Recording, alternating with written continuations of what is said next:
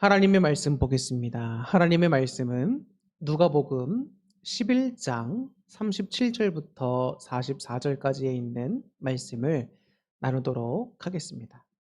누가복음 11장 37절부터 44절까지에 있는 말씀입니다. 예수께서 말씀하실 때에 한 바리새인이 자기와 함께 점심 잡수시기를 청함으로 들어가 앉으셨더니 잡수시기 전에 손 씻지 아니하심을 이 바리새인이 보고 이상히 여기는지라. 주께서 이르시되 너희 바리새인은 지금 잔과 대접의 겉은 깨끗이 하나 너희 속에는 탐욕과 악독이 가득하도다. 어리석은 자들아, 밖을 만드신 이가 속도 만들지 아니하셨느냐. 그러나 그 안에 있는 것으로 구제하라. 그리하면 모든 것이 너희에게 깨끗하리라. 화 있을진저 너희 바리새인이여, 너희가 박하와 운양과 모든 채소의 11조는 드리되 공의와 하나님께 대한 사랑은 버리는도다. 그러나 이것도 행하고 저것도 버리지 말아야 할지니라. 화 있을진저 너희 바리새인이여, 너희가 회당의 높은 자리와 시장에서 문안받는 것을 기뻐하는도다. 화 있을진저 너희여, 너희는 평토장한 무덤 같아서 그 위를 밟는 사람이 알지 못하느니라. 아멘. 할렐루야. 오늘 주일 예배 가운데 함께 하신 여러분들 진심으로 환영하고 우리 모두 겸손과 경외한 마음 또 열린 마음과 감사한 마음으로 주님 앞에 나갈 수 있기를 소망합니다. 오늘은 새로운 두근거림이라고 하는 제목과 함께 본문의 말씀을 통하여 여러분들에게 하나님의 말씀을 전하도록 하겠습니다. 과거 구약 시대에 하나님께서 끝끝내 회개하고 돌아오지 않던 이스라엘 백성들을 이방 민족들을 통해서 심판하시게 됩니다. 그래서 북이스라엘은 아수르에 의해서 이제 멸망을 당하게 되고 또 그로부터 이제 한 200년 좀 안 되는 것이죠. 그 시간이 흐른 후에 586년 혹은 587년, 588년 이 정도 때에 이제 남유다가 멸망당하게 됩니다. 그리고 나서 이제 바벨론 포로기 시기를 겪게 되고 또 바벨론 포로기 이후입니다. 하나님의 은혜로 또 이제 고레스 칙령을 통해서 또 바벨론에 있던 포로 생활하던 자들 중에 많은 이들이 또 예루살렘으로 돌아오게 되죠. 자, 이런 포로기 이후 시대에 그동안 많이 훼손되고 손상되었던 이제 하나님의 백성으로서 어떤 그런 신앙인으로서의 정체성들을 회복하고 종교개혁을 일으키고 하나님의 율법대로 살자고 하면서 많은 이들에게 큰 모범을 보여줬던 대표적인 사람들이 있습니다. 그들이 누구냐면 바로 바리새인입니다. 우리가 신약 성경을 보다 보면 예수님께서 바리새인들을 향해서 항상 이제 질책하시는 내용, 책망하시는 내용들만 우리가 많이 봐왔기 때문에 바리새인이라고 하면 항상 좀 이렇게 안 좋게 여겨지기도 하지만 사실상 이 포로기 이후 시대를 가만히 살펴보면 바리새인들이 이스라엘 백성들이 종교적으로 또 신앙적으로 긍정적으로 나아갈 수 있도록 큰 역할을 했다는 데는 사실 틀림없는 사실입니다. 그래서 바리새인들도 처음부터 다 타락하고 나빴던 것은 아니었습니다. 바리새인들은 다른 종교 지도자들과는 달리 민중들, 즉 백성들의 인정을 받았던 지도자들이었습니다. 얼마나 이들이 하는 행실이 율법에 철저하고 또 하나님을 향해서 나가고자 하는 그런 모습들이 있었던지 백성들이 정말 인정했던 종교 지도자들이 누구다? 바로 바리새인들이었다는 것입니다. 그런데 이 바리새인들이 어느새부터인가 그들이 하나님을 의식하고 또 하나님의 기쁨이 되고 하나님께 더욱더 진실되게 나가기보다는 사람들의 인정을 원하고 사람들로부터 존경과 존중받는 것을 원하고 또 그들이 오늘 본문의 말씀처럼 공의라든지 이 율법을 통해 주신 하나님의 참뜻인 공의를 행하는 것이라든지 혹은 전심을 다해 하나님을 사랑하는 것, 하나님께 나아가는 것, 주를 위하는 마음 이런 것들을 다 잊어버리고 그냥 껍데기뿐인 율법을 준수하는 행동만 가지고 사람들을 의식하면서 그들에게 인정만 받고 살아가는 모습들을 보이다 보니까 예수님의 책망의 주된 대상이 되게 됩니다. 율법이라는 것을 너무나 잘 알죠. 바리새인들, 서기관들, 율법학자들. 그래서 그런 지식의 열쇠, 어떤 진리에 대한 열쇠를 갖고 있으면서도 자신들도 천국에 들어가지 못할 뿐만 아니라 들어가려고 하는 자들도 막아버리는 또 거룩함의 정치학이라고 해야 될까요? 그래서 자신들은 하나님 말씀을 이렇게 잘 지키고 있다라고 하면서 많은 사람들한테 인기를 얻고 막 그랬지만 죄를 지을 수밖에 없던 안타까운 상황에 있던 사람들을 이제 분리시키고 구분시키면서 너희는 거룩한 우리와는 다른 죄인들이다 라고 하면서 또 그들의 마음을 더 속상하게 하고 또 하나님의 마음을 더 아프게 했던 그런 사람들이었습니다. 모세의 자리에 올라앉아서 많은 사람들을 비난하고 비판하고 판단하는 이런 안타까운 일들을 했었지요. 예수님께서 판단하지 말라, 비판하지 말라라고 말씀하셨는데 그 판단과 비판이라고 하는 것은 원래 의미는 옳고 그름을 분별하는 것 아닙니까? 그래서 우리가 비판하고 판단하는 건 행해야 합니다. 근데 예수님께서 하지 말라고 하셨던 비판이나 이런 판단들은 그런 옳고 그름을 구분하는 일을 넘어서서 상대방을 이제 비난하거나 헐뜯거나 그들을 정죄하는 단계까지 가는 것입니다. 자기는 교만한 줄도 모르고 자신은 나는 너희들과는 달라. 너희는 나와 같지 않은 나보다 훨씬 못한 열등한 죄인된 그런 사람들이야. 이렇게 하면서 상대방들을 사랑하는 마음 없이 깎아내리고 정죄하는 그런 종류의 비판을 말하는 겁니다. 그런데 가만히 보고 있자라고 한다면 여러분 우리가 이 바리새인들의 모습을 보거나 혹은 예수님께서 바리새인들을 향해서 책망하시는 모습들을 보면 우리가 어느 한 단어에 굉장히 초점이 맞춰지지 않습니까? 바로 마음이라고 하는 단어에 좀 우리가 집중을 하게 되는 것 같습니다. 마음. 이 마음이라고 하는 것은 여러분 굉장히 중요합니다. 행동은 있으나 그 속에 마음이 다른 마음을 품고 있다라고 하면 그 사람은 위선자요?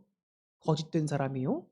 예수님께서 책망하셨던 바리새인들과 같은 그런 사람들이 될 수밖에 없는 것이지요.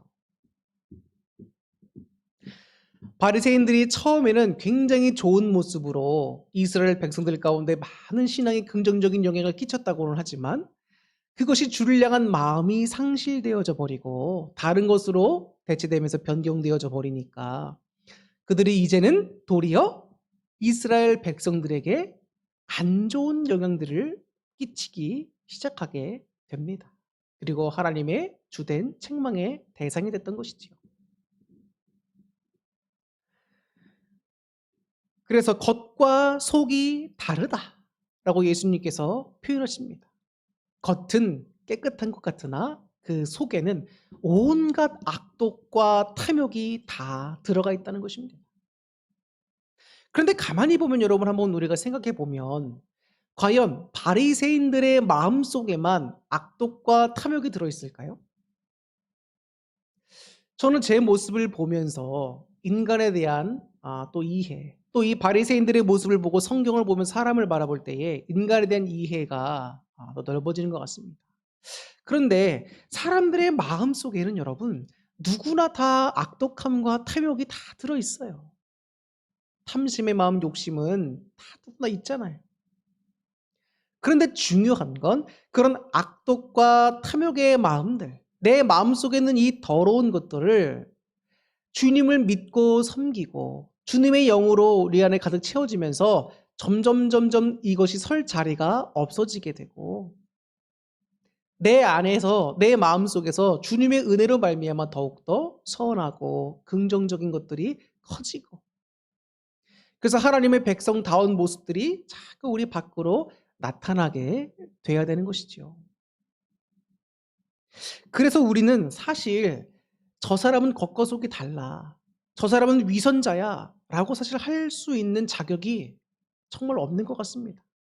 우리 모두가 다 위선자적인 모습을 갖고 있지요. 저는 완벽한 타인이라고 하는 영화를 이제 며칠 전에야 봤습니다. 그게 상당히 그 개봉했을 당시에 많은 사람들이 봤던 굉장히 인기 있는 영화였더라고요. 저는 몰랐어요. 근데 누구의 추천을 받아서 한번 보게 됐는데 저는 그 영화를 보면서 참 그런 생각이 들었습니다. 이제 어렸을 때 이제 아주 친한 친구 들이 있었는데 그 친구들이 나중에 다 결혼도 하고 이제 중년이 돼서 이제 한 친구네 부부네 집으로 다 이제 모이게 됩니다. 그래서 부부끼리도 오고 또 이혼해서 살고 있는 한 친구는 또 혼자 와서 참여하기도 하고 그래서 막 화기애애하고 즐거운 분위기로 막 시작이 되는 거예요, 이야기가. 근데 그러다가 점점 어떤 한 게임을 통해서 휴대폰을 앞에 두고 이 시간 이후부터 오는 모든 개개인들의 핸드폰에서 오는 모든 문자나 전화는 다 모두 앞에서 공개하는 걸로 하자라고 이제 하게 됩니다. 그때부터 분위기가 반전되기 시작하는 거예요. 그러면서 그 자리에 있던 모든 사람들이 남편이건 아내건 누구 할 것 없이 다 은밀하고 사생활로 이렇게 다 남편에게도 누구에게도 공개되기 어려운 비밀들이 다 드러나게 되는 겁니다. 겉으로는 뭐 변호사도 있고 또 겉으로는 사업가도 있고 또 의사도 있고 성공한 것 같고 그 모임 속에서 화기애애한 것 같지만 사실상 사람들의 그 감춰진 은밀한 부분들이 다 드러나게 됐을 때 얼마나 사람들이 추악하고 더러운 것들이 많이 있는지를 보게 됩니다. 근데 그 영화가 왜 사람들에게 그렇게 인기가 많았을까? 모든 사람들의 모습이 그렇기 때문이 아닐까. 공감되는 부분도 있고 그렇기 때문에 그 영화가 더 많은 사람들에게 인기를 끌지 않았을까. 참 많은 것을 생각하게 만드는 영화였습니다. 이 사람들이 또 같이 나와서 이제 같이 달을 다 쳐다봅니다. 모든 사람들이 한 방향을 향해서 다 달을 쳐다봐요. 그런데 그 사람들이 생각하고 있는 바는 다 다른 겁니다. 한 방향을 보고 있었던 사람들의 생각들도 다 이렇게 다르고 감춰진 부분, 은밀한 부분도 많고 위선적이고 죄된 부분들이 많구나.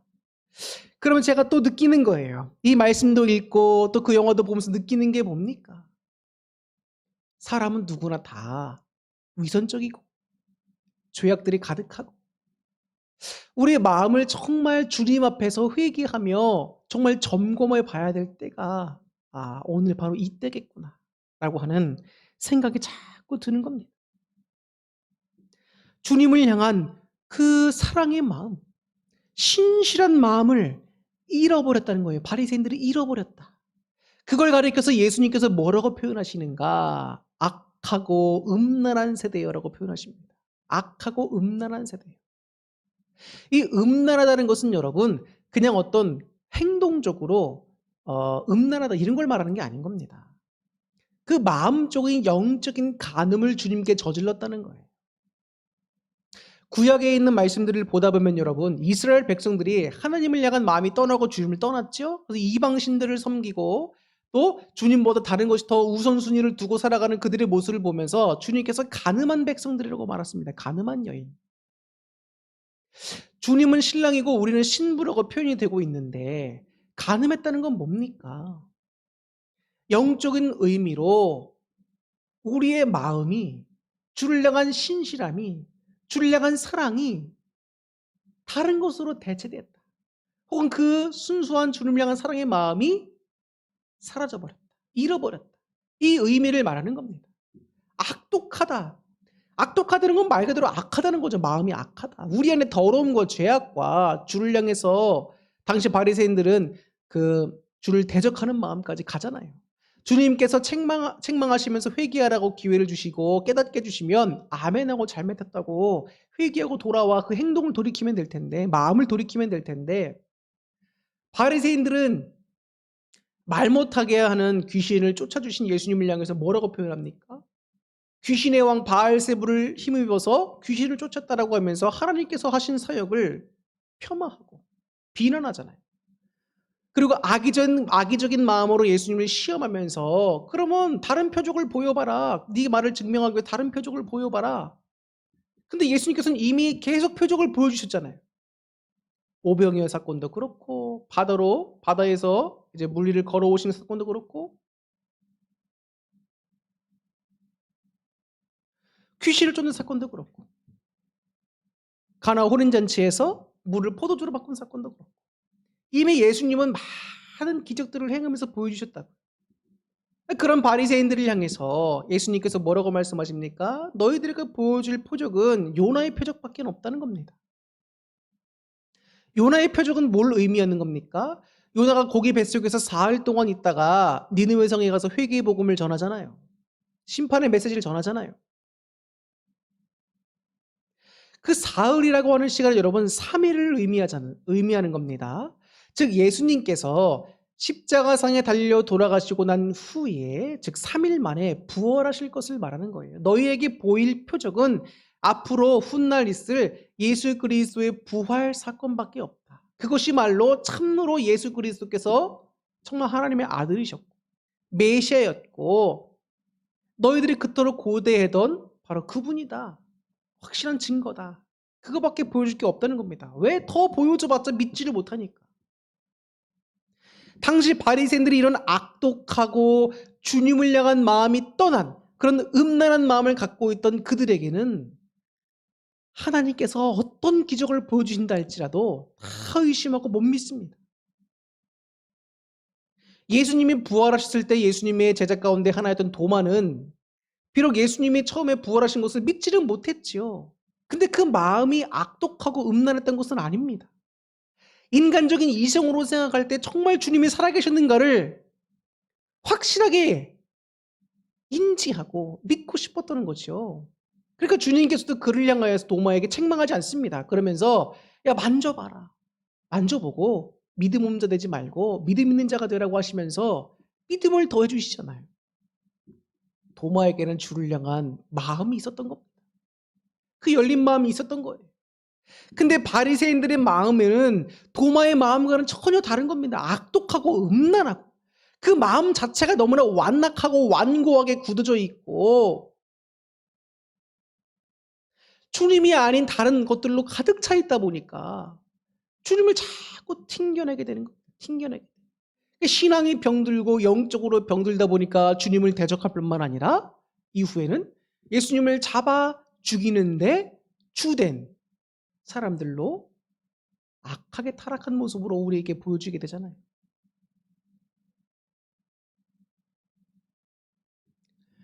사랑하는 성도 여러분, 주님을 향한 우리의 마음이 어떻습니까? 주님을 향한 우리의 마음.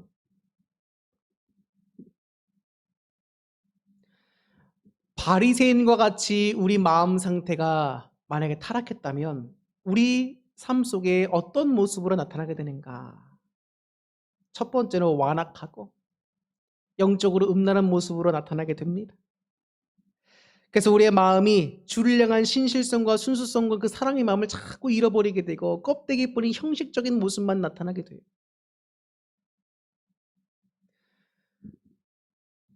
우리가 주를 향한 그 첫사랑의 마음을 회복하자. 이 말은 정말 여러분 많이 들어보셨잖아요. 그리고 우리가 정말 많이 기도하지 않습니까?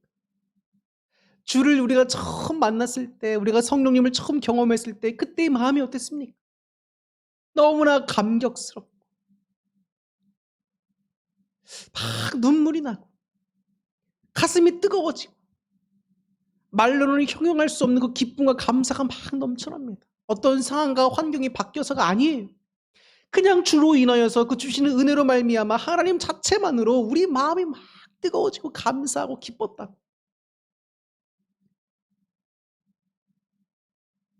그래서 부흥회라든지 수련회라든지 또 이렇게 예배 가운데 은혜를 받았다든지 또 말씀 가운데 기도 가운데 은혜를 받았다든지 해서 그런 감사와 기쁨과 감격이 넘쳐날 때 집으로 돌아가는 발걸음이 얼마나 가벼웠습니까? 교회에 또 가고 싶지요. 주님께 더 나아가고 싶지요. 지나갈 때 나무들을 볼 때 나무가 막 인사하는 것 같고 푸른 하늘을 보면서 하나님께 막 감사하고 짜증나는 상황에서도 아유 괜찮습니다. 친절을 베풀 수도 있고. 그런데 점점 더 우리가 하나님을 향한 마음을 잃어가다 보면 그런 모습들이 점차 사라지게 되고 우리의 마음의 완악함과 영적인 음란함들이 자리 잡게 됩니다.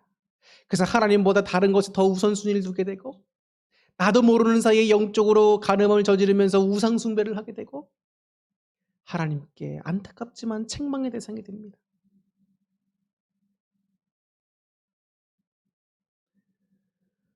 우리가 처음 신앙으로 주님을 처음 만났던 그 사랑으로 첫사랑으로 돌아가자라고 기도하지만 사실 우리의 사랑은 그 첫사랑보다 더 깊어지는 사랑의 단계로 가야 해요. 첫사랑은 풋풋하지요. 성숙되지가 않았지요.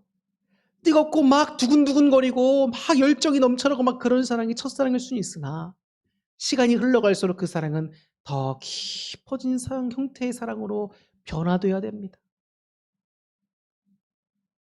처음 주님을 만났을 때처럼 두근두근할 수는 없다 할지라도 주를 향한 신뢰하는 그 마음과 신실한 마음, 주를 향한 더 깊어진 마음으로 주님을 섬기는 신앙들이 되어야 합니다. 과거와 지금의 주님을 향한 마음이 똑같지 않다고 여러분 우리가 서로 실망하거나 좌절할 필요가 없어요. 그때는 첫사랑이지만 지금은 어떤 사랑으로 더 나가야 된다? 더 성숙되고 신실하고 깊어진 사랑으로 가야 한다. 부부 생활도 마찬가지죠. 남녀가 처음 만나서 연애할 때 여러분 얼마나 뜨겁습니까? 근데 그 사랑이 결혼하고 나서 10년, 20년, 30년 흘렸을 때 그 마음이 똑같습니까? 그럴 수는 없지요. 사랑의 형태는 바뀝니다. 사랑의 정도와 사랑의 깊이가 더 커져가지요.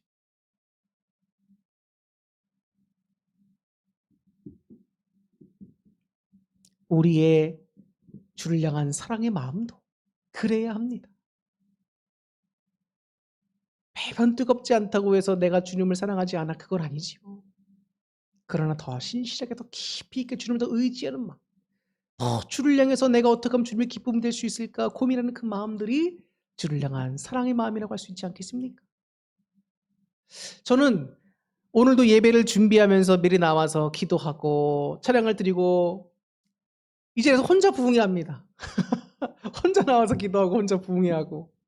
그런데 참 기도하고 찬양을 드리는데 주님께서 막 마음에 깨달음을 주시는데 얼마나 감사한지 몰라요. 오늘도 이 말씀을 묵상하고 넣고 하나님께 기도하고 하나님 오늘 저에게 무슨 말씀을 주시려 하십니까? 어떻게 말씀을 전하게 하시려 하십니까? 기도하고 있는데 바리새인들의 모습을 비추어 저를 보게 하시면서 정말 이 갈대와 같은 마음 어떨 때는 정말 주님을 향해서 확 열린 마음으로 나가다가도 또 어떨 때는 주님을 향한 마음이 또 식어졌다. 내 마음의 우선순위가 주님이 아니라 다른 것이 또 우선순위가 됐다가 악독과 탐욕으로도 가득 찼다가 그러다 또 주님께 회개하고 돌아오고 또 이런 모습들을 보면서 참 우리는 하나님을 향한 마음이 참 많이 바뀐다. 그런데 여러분 하나님을 생각해 보십시오. 하나님께서 우리를 향하신 그 마음과 사랑은 어떻습니까?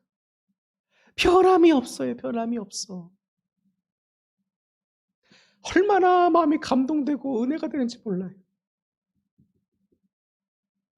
제가 기도하면서 막 눈물이 쏟아지는 거예요. 하나님은 우리를 그렇게 변함없는 마음으로 우리를 위로하시고 우리에게 다가오시고 우리를 사랑해 주시고 계시는데 우린 주님 앞에 너무 그런 마음들을 다 상실해 버린 채 껍데기뿐으로 나가는 것은 아닌가 이런 생각이 막 들었습니다. 내 마음이 우리의 마음이 주님 앞에서 완악하지는 않은가? 영적인 음란함으로 하나님의 기쁨이 되기는커녕 하나님이 근심이 되고 있지는 않은가? 참 우리의 마음을 한번 점검해 봐야 됩니다.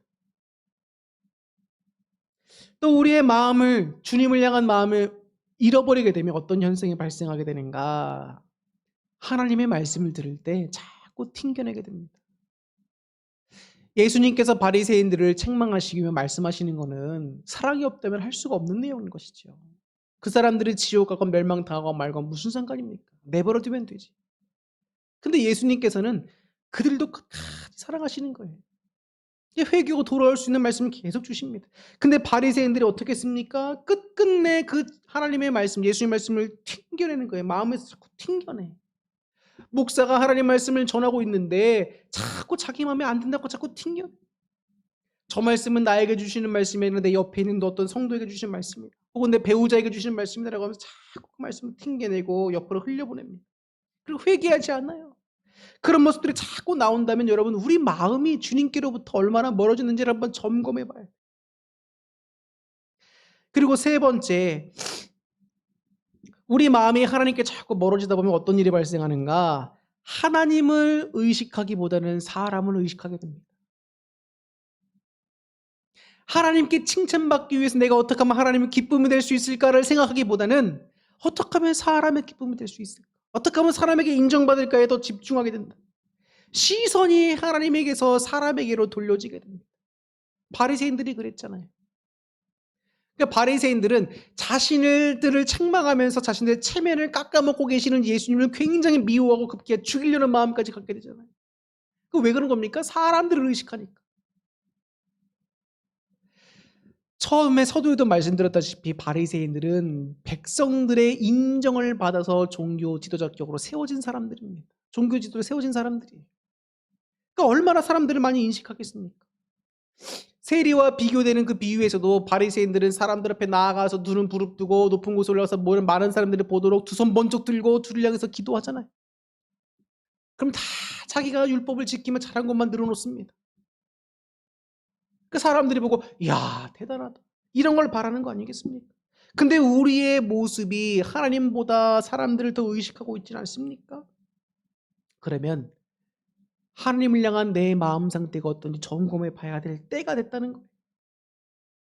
그리고 네 번째, 주님, 종에게 이런 증거를 보여주십시오. 이런 표적을 보여주십시오. 이런 확실한 역사들을 좀 보여주십시오. 여러분 이렇게 주님께 표적만 구하고 있다라고 한다면 여러분의 마음 상태를 점검해 볼 때가 됐어요. 하나님이 이미 여러분들에게 성령 충만함을 통해서 또 삶 속에 도우시는 걸 통해서 또 하나님이 역사해 주시는 걸 보여주심을 통해서 여러분들에게 얼마나 많은 증거를 주십니까? 하나님은 정말 눈앞에 나타나셔서 야야야 이렇게 해라. 하면서 하나님께서 역사하신 걸 보여줘야 그래야 여러분들 다 믿으십니까? 아마 그래도 못 믿으실걸요? 이게 정말 하나님 맞으실까? 우리 안에 자꾸 믿음이 대신에 의심이 싹트고 표적만 구하는 신앙이 든다면 여러분 우리의 마음이 벌써 지금 병들었다는 거예요.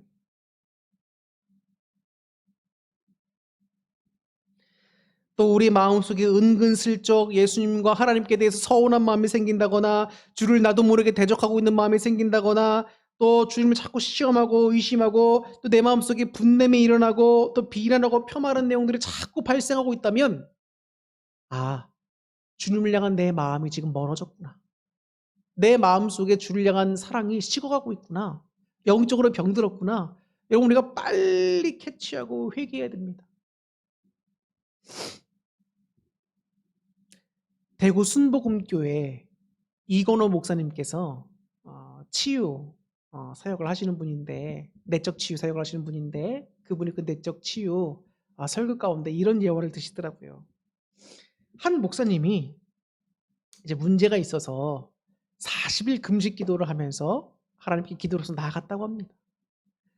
근데 그 구하고 있는 문제를 놓고 그렇게 열심히 기도했는데 하나님께서 40일이 됐는데도 응답을 안 해주시더래요.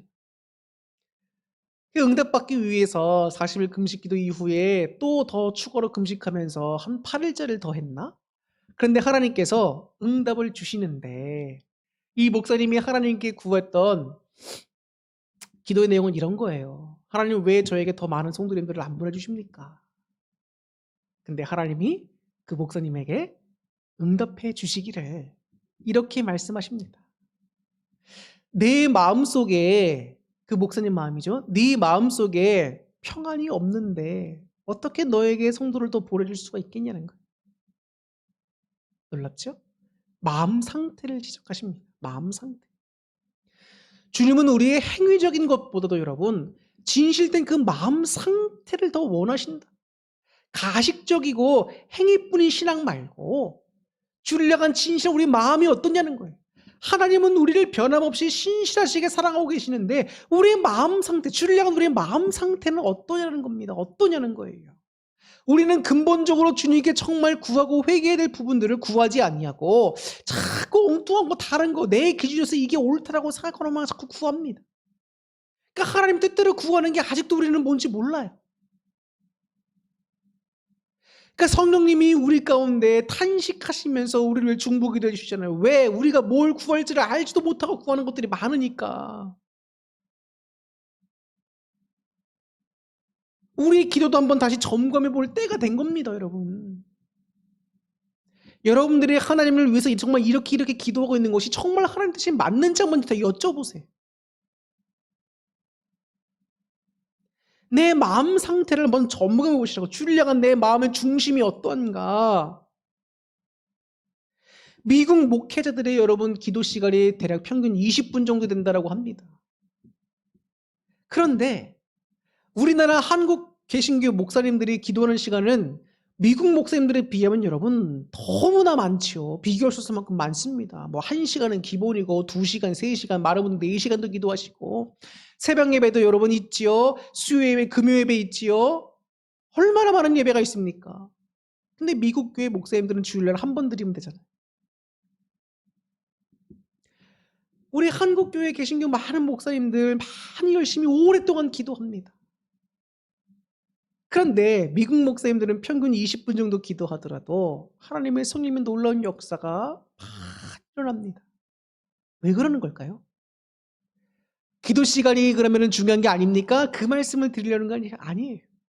기도를 길게 하건 짧게 하던 그 마음 상태가 어떠냐가 중요하다는 거예요. 어떠냐가. 하나님께서 기뻐하시는 마음 상태인가? 하나님께 정말 쓰시기에 합당한 마음 상태인가? 그것이 중요하다는 겁니다. 그냥 예수님께서 바리새인들의 마음 상태를 보시면서 완악하다, 악하다, 회칠한 무덤 같다, 음란하다, 단순히 그렇게 말씀하신 게 아니잖아요. 그 마음 상태를 돌이켜 회개하라는 게 중요한 거 아닙니까? 마음을 돌이켜야지. 주를 향한 마음을. 주를 향한 마음, 우리 중심의 마음이 어떠냐고요, 여러분. 신앙생활하는데 감동이 없다? 예배 생활에 감동이 없고 감흥이 없다? 기도해도 자꾸 의심해가고 그냥 그런 것 같다? 말씀을 읽어도 무미건조하다? 찬양을 들어도 자꾸 이거 의무적으로 드리게 된다? 감사가 줄어들고 환경에 지배당하면서 자꾸 짜증나고 불만이 계속 올라온다? 과거와는 달리 어떤 신앙의 문제와 현실 문제 사이에서 우리가 고민하고 기도할 때는 괜찮았는데 지금은 그냥 신앙적인 문제 제쳐놓고 현실 문제에 타협하면서 우리가 가고 있지는 않는가? 헌금이 아깝게 느껴진다. 하나님 대신 사람들이 자꾸 눈에 들어온다. 교회를 비판하고 목사를 비판하게 된다. 이건 다 하나님과 우리와의 관계에 문제가 생긴 거예요. 특별히 우리 마음이 주님께로부터 멀어졌다. 마음이 신앙의 영역이 병들었다는 거예요. 그럼 목사님이나 교회는 잘못이 없습니까? 아니, 잘못이 있을 수 있습니다. 사람이고 인간이 모인 곳이기 때문에. 그렇게 된 목사도 자신을 자꾸 하나님 말씀에 비추고 돌아보면서 회개하고 하나님 안에서 바로 서고 성도님들 앞에 바로 서려고 자꾸 노력하고 애써야 되는 겁니다. 목사도 다 잘할 수는 없지만 여러분들 목사를 위해서 기도해 주셔야 돼요. 하나님 앞에서 바로 설 수 있도록. 여러분들 한 분 한 분도 마찬가지입니다. 내 자신의 마음 상태를 놓고 주님께 자꾸 회개하고 기도하고 돌이켜 세우셔야 돼요. 김병삼 목사님이 게으름을 극복하기 위한 방안에 대해서 말씀해 주실 때 만나교회 김병삼 목사님이죠. 기본에 충실해야 된다는 거예요. 기본이 뭔가? 우리가 늘 드리는 그 예배에 충실해야 된다. 예배를 회복해야. 근데 그 말씀이 여러분 다르게 표현하면서 말씀해 주셨지만 우리가 늘 해왔던 말씀이죠. 색다른 말씀 아니지 않습니까? 구약 성경을 보더라도 타락했던 이스라엘 백성들을 하나님께서 그때그때마다 잠깐씩 세우신 그 선한 왕 몇 명을 통해서 종교개혁을 일으키시고 그들이 회복되잖아. 제사가 회복될 때 주를 향한 마음이 달라지고 그 마음이 달라질 때 사회가 변화되잖아요. 모든 것의 변화의 시작은 여러분 이 예배에 있습니다. 아주 기본적이지만 이 예배. 우리의 마음의 신앙적인 어떤 마음의 영적인 상태 이런 모든 것들을 여러분 이 예배 가운데 자꾸 회복하셔야 돼요. 주님께 나와 기도하면서 회복하시고 하나님 뜻을 구하고 하나님께 회개하고 주를 뜨겁게 사랑하는 마음도 성숙된 사랑을 달라고 기도하고 우리는 마치 그릇과 같다고 지난주에 말씀드렸잖아요. 주님이 자꾸 사라진 마음에는 인간적인 마음들과 악한 영이 주는 마음들이 자꾸 가득 차게 돼. 그러니까 우리가 자꾸 더러워지고 자꾸 악한 일을 행하게 되지. 설교를 마치려고 합니다. 오늘 많은 말씀을 드렸지만 결론적인 말씀은 하나입니다. 주를 향한 새로운 두근거리는 마음을 가질 수 있기를 바라요. 첫사랑과는 다르게 더 성숙되고 깊어지고 주를 향한 신실한